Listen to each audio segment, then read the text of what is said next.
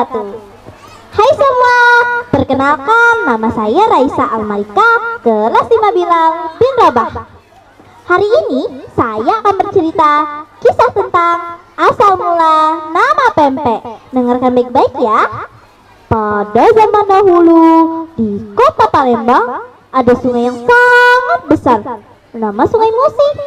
Sungai Musi terbelah menjadi dua, hulu dan hilir. Selain keindahan alamnya, Sungai Musi banyak sekali ikan. Nah, tapi ikan tersebut hanya digoreng dan dipindang.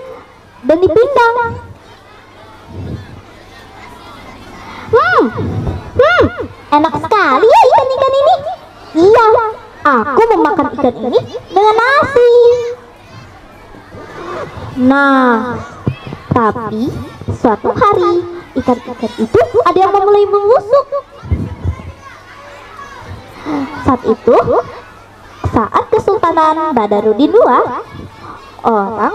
ada orang Palembang asli yang berpikir keras bagaimana caranya ikan busuk itu agar ikan busuk itu masih bisa dimakan.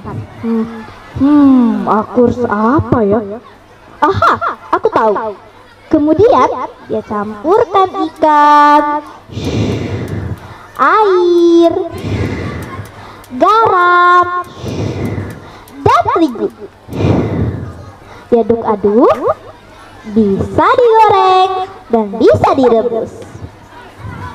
Teman-teman, aku membuat makan yang enak ini. Kalian mau mencobanya nggak? Aku coba ya.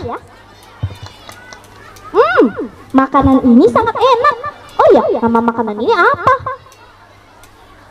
Aku kasih nama makanan ini adalah kelesat.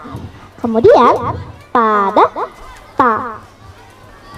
kolonial Belanda, orang Tionghoa menjual kelesat. Kenapa ya? Iya, karena orang Tionghoa itu pandai sekali berdagang. Mereka berdagang dengan berjalan kaki. Kelesan!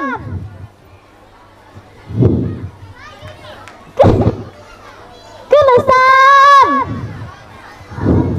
Hainya, siapa nih nak beli kelesan? Mance, bice.